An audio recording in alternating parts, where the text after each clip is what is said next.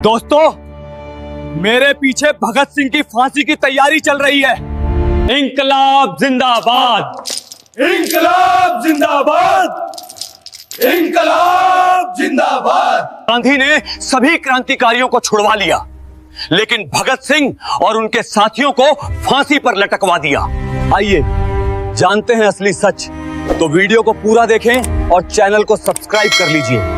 20वीं सदी की शुरुआत में भारत एक ऐसी जंजीर में जकड़ा हुआ था जिसकी चाबी 7 समंदर पार लंदन में बैठी ब्रिटिश हुकूमत के पास थी।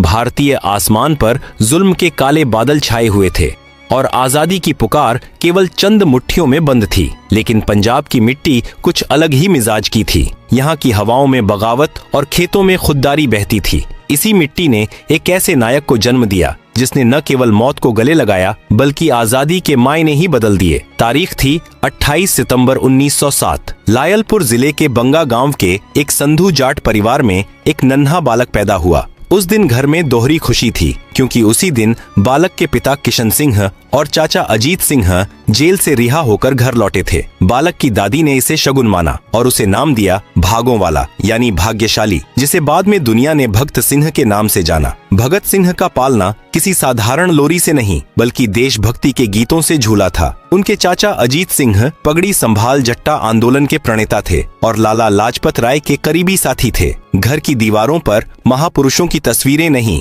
बल्कि शहीदों की गाथाएं लिखी थीं। बचपन में जहां बच्चे खिलौनों से खेलते थे, भगत सिंह अपने चाचा की क्रांतिकारी गतिविधियों की कहानियां सुनते थे। भगत सिंह के बचपन की एक कहानी उनके व्यक्तित्व का आईना है। जब वे मात्र 3 साल के थे, एक दिन उनके पिता उन्हें अपने दोस्त के साथ खेत पर ले गए। पिता और उनके दोस्त बातचीत में व्यस्त हो गए, लेकिन छोटा भगत कुछ और ही कर रहा था। वह झुककर जमीन में छोटे छोटे तिनके गाड़ रहा था। पिता ने कौतूहलवश पूछा, बेटा यह क्या कर रहे हो? उस नन्हे बालक ने अपनी मासूम लेकिन दृढ़ आवाज में उत्तर दिया, बापू मैं बंदूकें बो रहा हूँ। पिता चौंक गए। बंदूकें क्यों? बालक भगत ने कहा, ताकि जब ये बड़ी होकर फसल बन जाएं, तो मैं इनसे अंग्रेजों को अपने देश से भगा सकूं। यह कोई साधारण बचपना नहीं था बल्कि एक ऐसे भविष्य की नींव थी जो ब्रिटिश साम्राज्य की जड़ें हिलाने वाली थी। उस समय किसी ने नहीं सोचा था कि यह बंदूकों की खेती करने वाला बच्चा एक दिन अपने विचारों से पूरी दुनिया में क्रांति की फसल उगा देगा। भगत सिंह की उम्र मात्र 12 वर्ष थी जब पंजाब के अमृतसर में जलियांवाला बाग हत्याकांड हुआ। बैसाखी का दिन था। निहत्थे लोग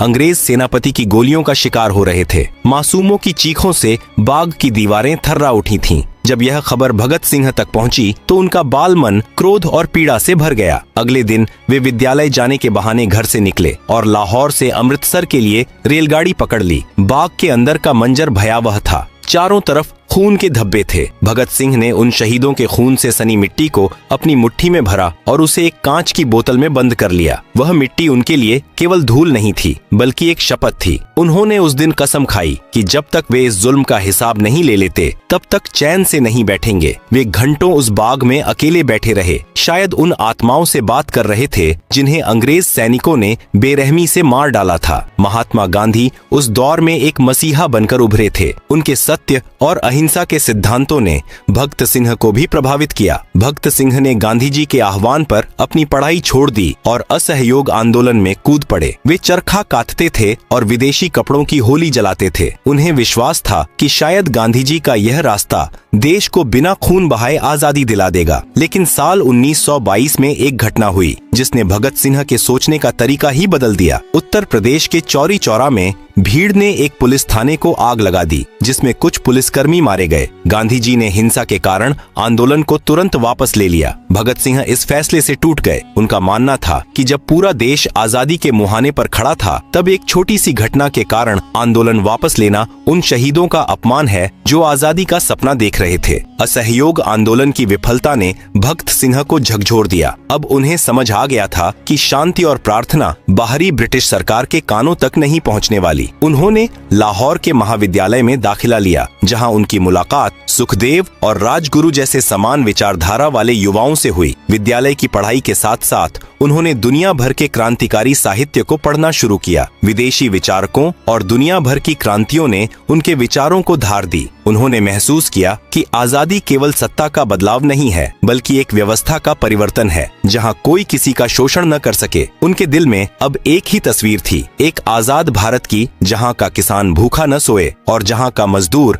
अपनी मेहनत का पूरा फल पाए। भगत सिंह अब एक छात्र से क्रांतिकारी बन चुके थे। उनके भीतर जलियांवाला बाग की वह आग धधक रही थी जिसे उन्होंने बोतल में बंद रक्त रंजित मिट्टी के रूप में सहेज रखा था। अब वक्त आ गया था कि वे अपने विचारों को लागू करें। हिंदुस्तान सोशलिस्ट रिपब्लिकन एसोसिएशन का जन्म होने वाला था और भारतीय इतिहास एक नया मोड़ लेने वाला था। साल 1928 भारतीय इतिहास में उथल पुथल का वर्ष था। ब्रिटिश सरकार ने भारत के लिए नए सुधारों की समीक्षा करने हेतु साइमन आयोग का गठन किया। इस 7 सदस्यीय आयोग में एक भी भारतीय सदस्य नहीं था। भारत के भविष्य का फैसला 7 अंग्रेज करने वाले थे, जिन्हें भारत की संस्कृति और समस्याओं का ज्ञान नहीं था। पूरे देश में गुस्से की लहर दौड़ गई। साइमन वापस जाओ के नारे देश के हर कोने में गूंजने लगे। 30 अक्टूबर 1928 को जब साइमन आयोग लाहौर पहुंचा तो वहां का नजारा देखने लायक था। हजारों की भीड़ काले झंडे लिए खड़ी थी। इस विरोध प्रदर्शन का नेतृत्व कर रहे थे शेर ए पंजाब लाला लाजपत राय। भगत सिंह और उनके साथी युवा क्रांतिकारी भी इस भीड़ का हिस्सा थे।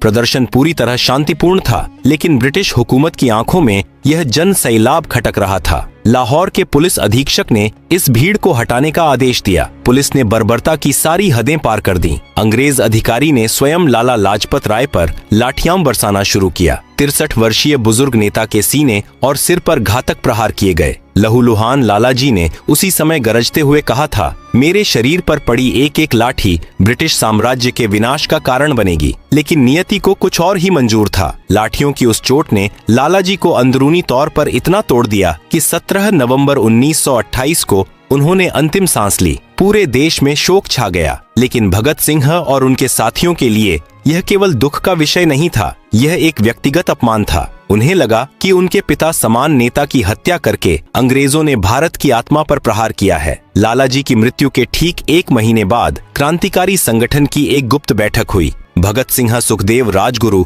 और चंद्रशेखर आजाद के चेहरों पर गुस्सा साफ झलक रहा था। उन्होंने तय किया कि खून का बदला खून से लिया जाएगा। उनका लक्ष्य था वह अंग्रेज अधिकारी जिसने लाला जी पर लाठियां चलाई थीं। योजना बड़ी सटीक थी। राजगुरु को पहली गोली चलानी थी, भगत सिंह को उन्हें सुरक्षा देनी थी और चंद्रशेखर आजाद को भागने का रास्ता सुरक्षित करना था। जय गोपाल को अंग्रेज अधिकारी की पहचान करने की जिम्मेदारी दी गई। लाहौर के जिला पुलिस कार्यालय के बाहर सन्नाटा था। शाम के समय एक पुलिस अधिकारी अपनी दुपहिया गाड़ी पर दफ्तर से बाहर निकला। जय गोपाल ने इशारा किया, यही वह अधिकारी है। राजगुरु ने अपनी पिस्तौल निकाली और अधिकारी के सीने में गोली उतार दी। वह अधिकारी तुरंत जमीन पर गिर पड़ा। इसके बाद भगत सिंह ने भी उस पर कई बार गोली चलाई, लेकिन यहाँ एक बड़ी चूक हो गई थी। जिसे वे मुख्य अधिकारी समझ रहे थे, वह दरअसल एक सहायक पुलिस अधीक्षक जॉन सैंडर्स था। मुख्य अधिकारी उस दिन कार्यालय में ही रुक गया था। सैंडर्स की मौत ने ब्रिटिश शासन को हिलाकर रख दिया। पूरे लाहौर में कड़ी नाकाबंदी कर दी गई। चप्पे चप्पे पर पुलिस तैनात थी। क्रांतिकारियों का बच निकलना नामुमकिन लग रहा था। भगत सिंह जानते थे कि पुलिस उनकी तलाश में हर जगह जाएगी। एक सिख के लिए उनके बाल और दाढ़ी उनकी पहचान और शान होते हैं, लेकिन देश के लिए उन्होंने वह त्याग किया जो किसी भी व्यक्ति के लिए कठिन होता है। उन्होंने अपनी दाढ़ी कटवाई और बाल छोटे करा लिए। उन्होंने टोपी पहनी और एक नया भेष धारण किया। लाहौर से निकलने के लिए उन्होंने एक साहसी योजना बनाई। क्रांतिकारी भगवती चरण वोहरा की पत्नी दुर्गावती देवी भगत सिंह की पत्नी बनी। भगत सिंह ने गोद में एक बच्चा लिया और बड़े साहब बनकर रेलगाड़ी के प्रथम श्रेणी के डिब्बे में बैठ गए। राजगुरु उनके सेवक के भेष में साथ चले। अंग्रेजों की नाक के नीचे से भगत सिंह लाहौर छोड़कर कलकत्ता निकल गए। सैंडर्स की हत्या के अगले दिन लाहौर की दीवारों पर गुलाबी रंग के पोस्टर दिखाई दिए। उन पर लिखा था, सैंडर्स मर चुका है और लाला लाजपत राय की हत्या का बदला ले लिया गया है। नीचे हस्ताक्षर थे बलराज। इस घटना ने 2 काम किए। पहला, इसने भारतीयों के मन से अंग्रेजों का डर कम कर दिया। दूसरा, इसने अंग्रेजों को यह बता दिया कि भारत की युवा पीढ़ी अब केवल प्रार्थना नहीं करेगी बल्कि प्रहार करना भी जानती है। सैंडर्स का वध भगत सिंह की क्रांतिकारी यात्रा का एक महत्वपूर्ण मोड़ था, जिसने उन्हें एक राष्ट्रीय नायक के रूप में स्थापित कर दिया। प्रतिशोध पूरा हो चुका था, लेकिन भगत सिंह का असली मकसद अभी अधूरा था। सैंडर्स की हत्या ने उन्हें प्रसिद्ध तो बना दिया, लेकिन उनके विचारों को जन जन तक पहुंचाने के लिए एक बड़े मंच की जरूरत थी। वे अब छिपकर लड़ना नहीं चाहते थे, वे चाहते थे कि पूरी दुनिया उनके विचारों को सुने। साल 1929 की शुरुआत में ब्रिटिश हुकूमत भारतीयों की आवाज को हमेशा के लिए कुचलने की तैयारी कर रही थी। वे 2 नए कानून, जन सुरक्षा विधेयक और व्यापार विवाद विधेयक लाने जा रहे थे। ये कानून अंग्रेजों को यह ताकत देते थे कि वे किसी भी भारतीय को शक के आधार पर बिना मुकदमा चलाए जेल में डाल सकें और मजदूरों की हड़ताल करने की ताकत को खत्म कर सकें।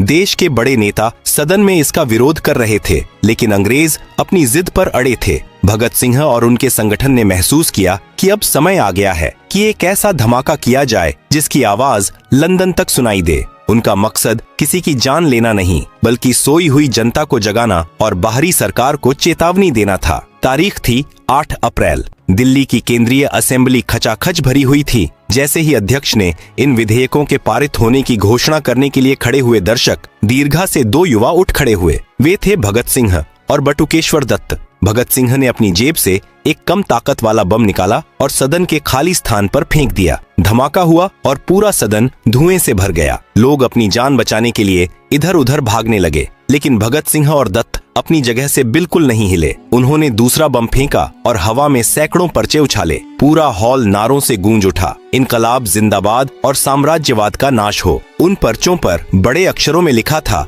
बहरों को सुनाने के लिए धमाकों की जरूरत होती है। यह धमाका किसी को मारने के लिए नहीं था, बल्कि ब्रिटिश तानाशाही की जड़ों पर प्रहार था। धमाके के बाद चारों तरफ अफरा तफरी थी। क्रांतिकारी चाहते तो धुएं का फायदा उठाकर भाग सकते थे, लेकिन उनकी योजना अलग थी। उन्होंने अपनी पिस्तौलें मेज पर रख दी और हाथ ऊपर कर लिए। वे चाहते थे कि उन्हें गिरफ्तार किया जाए ताकि वे अदालत के कटघरे को अपने विचारों के प्रचार का मंच बना सकें। भगत सिंह जानते थे कि जेल की दीवारें उनके शरीर को कैद कर सकती हैं, लेकिन उनके विचारों को नहीं। उनकी गिरफ्तारी ने पूरे भारत में आग लगा दी। एक 22 साल का युवक जिसकी आंखों में एक बेहतर भारत का सपना था, अब देश का सबसे बड़ा नायक बन चुका था। गिरफ्तारी के बाद उन्हें दिल्ली और फिर लाहौर की जेलों में ले जाया गया। जेल के भीतर भगत सिंह ने एक नया मोर्चा खोल दिया। उन्होंने देखा कि जेल प्रशासन भारतीय राजनीतिक कैदियों और अंग्रेज कैदियों के बीच भेदभाव करता है। अंग्रेजों को अच्छा खाना, समाचार पत्र और पढ़ने के लिए किताबें मिलती थीं, जबकि भारतीयों को खराब खाना और पशुओं जैसा व्यवहार। भगत सिंह ने इसके खिलाफ भूख हड़ताल शुरू कर दी। उनकी मांगें बहुत स्पष्ट थीं कि भारतीय कैदियों को राजनीतिक कैदी का दर्जा दिया जाए और उन्हें किताबें और समाचार पत्र उपलब्ध कराए जाएं। अंग्रेज प्रशासन को लगा कि ये लड़के कुछ दिनों में हार मान लेंगे, लेकिन वे गलत थे। यह भूख हड़ताल ऐतिहासिक रूप ले गई। भगत सिंह और उनके साथियों ने 100 से अधिक दिनों तक अन्न का एक दाना नहीं खाया। अंग्रेज उन्हें जबरन खाना खिलाने की कोशिश करते, नली के जरिए दूध पिलाने का प्रयास करते, लेकिन क्रांतिकारी अपनी जिद पर अड़े रहे। इसी दौरान उनके साथी जतिन दास ने 63 दिनों की भूख हड़ताल के बाद अपने प्राण त्याग दिए। जतिन दास की शहादत ने पूरे देश को झकझोर कर रख दिया। अंततः अंग्रेजों को झुकना पड़ा और कैदियों की कई मांगें माननी पड़ी। जेल का समय भगत सिंह के लिए केवल कष्ट का समय नहीं था, बल्कि यह उनके दिमागी विकास का सबसे अच्छा समय था। वे दिन रात किताबें पढ़ते थे। जेल का अधिकारी हैरान रहता था कि फांसी की सजा मिलने के बाद भी कोई व्यक्ति इतना पढ़ कैसे सकता है। यहीं उन्होंने अपना प्रसिद्ध लेख मैं नास्तिक क्यों हूँ लिखा। उन्होंने तर्क दिया कि ईश्वर के अस्तित्व पर विश्वास करना केवल एक भ्रम है और इंसान को अपनी समस्याओं का समाधान खुद ढूंढना चाहिए। वे एक ऐसे भारत की कल्पना कर रहे थे जो धर्म, जाति और वर्ग के भेदभाव से मुक्त हो। उन्होंने जेल में हजारों पन्ने लिखे जो आज भी भारत के क्रांतिकारी साहित्य का हिस्सा हैं। असेंबली बम कांड के मुकदमे के दौरान ही अंग्रेजों को सैंडर्स की हत्या में भगत सिंह की भूमिका के सबूत मिल गए। मुकदमा तेजी से चलाया गया। 7 अक्टूबर 1930 को एक विशेष न्यायालय ने भगत सिंह, सुखदेव और राजगुरु को सैंडर्स की हत्या का दोषी पाया और उन्हें फांसी की सजा सुनाई। पूरे देश में सन्नाटा पसर गया। लोग सड़कों पर उतर आए। हर कोई चाहता था कि इन नौजवानों की जान बच जाए, लेकिन भगत सिंह विचलित नहीं थे। उनके लिए फांसी की सजा उनके लक्ष्य की सफलता थी। वे जानते थे कि उनकी मृत्यु हजारों नए भगत सिंह पैदा करेगी। साल 1931 की शुरुआत देश में भारी तनाव के साथ हुई। एक तरफ भगत सिंह, सुखदेव और राजगुरु की फांसी की तैयारी थी, तो दूसरी तरफ महात्मा गांधी और अंग्रेज वायसराय के बीच बातचीत चल रही थी। मार्च के महीने में गांधी और इरविन के बीच एक समझौता हुआ। पूरे देश की नजरें इस बात पर टिकी थीं कि क्या गांधी जी इन तीनों वीरों की जान बचा पाएंगे। इतिहास में यह एक बड़ा विवाद रहा है। समझौते के तहत उन सभी कैदियों को छोड़ने की बात मान ली गई जो अहिंसक थे, लेकिन सैंडर्स की हत्या के कारण भगत सिंह और उनके साथी इस दायरे से बाहर रखे गए। लोग बहुत गुस्से में थे। उनका मानना था कि गांधी जी चाहते तो फांसी की सजा को बदलवा सकते थे। यहाँ तक कि जब गांधी जी सम्मेलन में हिस्सा लेने पहुँचे तो युवाओं ने उन्हें काले झंडे दिखाए और विरोध में नारे लगाए। यह भारतीय राजनीति का वह समय था जब अहिंसा और क्रांति के दो अलग अलग रास्ते आमने सामने खड़े थे। जहाँ पूरा देश उनकी जान बचाने के लिए प्रार्थना कर रहा था, वहीं भगत सिंह का रुख बिल्कुल अलग था। उनके पिता किशन सिंह ने उनकी जान बचाने के लिए एक याचिका दी थी, जिसमें उन्होंने तर्क दिया था कि उनका बेटा निर्दोष है। जब भगत सिंह को यह पता चला तो वे अपने पिता पर बहुत गुस्सा हुए। उन्होंने जेल से एक पत्र लिखा कि पिताजी, मेरा जीवन इतना कीमती नहीं है कि उसे बचाकर मैं अपने सिद्धांतों से समझौता करूं। मैं चाहता हूं कि मैं हंसते हंसते फांसी के फंदे को चूमूं, ताकि दुनिया देखे कि भारतीय क्रांतिकारी मौत से नहीं डरते। भगत सिंह जानते थे कि उनका जीवित रहने से ज्यादा उनका मरना देश के लिए अच्छा होगा। वे अपनी शहादत को क्रांति का सबसे बड़ा बीज बनाना चाहते थे। फांसी की सजा के लिए 24 मार्च की सुबह तय की गई थी, लेकिन अंग्रेज सरकार इतनी डरी हुई थी कि उन्हें जेल के बाहर खड़ी हजारों की भीड़ के विद्रोह का डर था। इसलिए नियमों को दरकिनार करके फांसी का समय 11 घंटे पहले कर दिया गया। 23 मार्च की शाम को ही जेल का कर्मचारी उनके पास पहुंचा और कहा कि समय आ गया है। उस वक्त भगत सिंह एक महान क्रांतिकारी की जीवनी पढ़ रहे थे। उन्होंने कर्मचारी की तरफ देखा और मुस्कुराकर कहा कि रुकिए, एक क्रांतिकारी दूसरे क्रांतिकारी से मिल रहा है। उन्होंने किताब का एक पन्ना मोड़ा और खड़े हो गए। यह उस महामानव का साहस था जो अपनी मौत के कुछ मिनट पहले भी ज्ञान की तलाश में था। भगत सिंह, सुखदेव और राजगुरु को जब उनकी कोठरियों से बाहर निकाला गया तो उन्होंने एक दूसरे को गले लगाया। वे मौत की सजा पाने वाले कैदी नहीं लग रहे थे, बल्कि ऐसा लग रहा था मानो तीन दोस्त किसी उत्सव में जा रहे हों। वे ऊंची आवाज में बसंती चोला के गीत गा रहे थे। जब वे फांसी के तख्ते पर चढ़े तो वहां खड़े व्यक्ति ने पूछा कि कौन पहले जाएगा। सुखदेव ने आगे बढ़कर कहा कि मैं। तीनों ने खुद अपने हाथों से फांसी का फंदा अपने गले में डाला। भगत सिंह ने आखिरी बार आसमान की तरफ देखा और पूरी ताकत से चिल्लाए, इनकलाब जिंदाबाद। शाम के 7:23 पर भारत के 3 सबसे चमकदार सितारे हमेशा के लिए चले गए, लेकिन उनकी आवाज जेल की दीवारों को पार करके बाहर खड़ी भीड़ तक पहुंच गई। अंग्रेज इतने डरे हुए थे कि उन्होंने शवों को उनके परिवारों को नहीं दिया। रात के अंधेरे में जेल की पिछली दीवार तोड़ी गई और शवों को दूर ले जाया गया, जहां नदी के किनारे उन्हें जलाने की कोशिश की गई। जब स्थानीय लोगों को पता चला तो वे वहां पहुंच गए। अंग्रेज आधे जले हुए शवों को वहीं छोड़कर भाग गए। अगले दिन पूरे देश में दुख की लहर थी, लेकिन यह दुख आंसुओं वाला नहीं, बल्कि एक नए संकल्प वाला था। भगत सिंह मात्र 23 साल की उम्र में शहीद हो गए, लेकिन उन्होंने वह कर दिखाया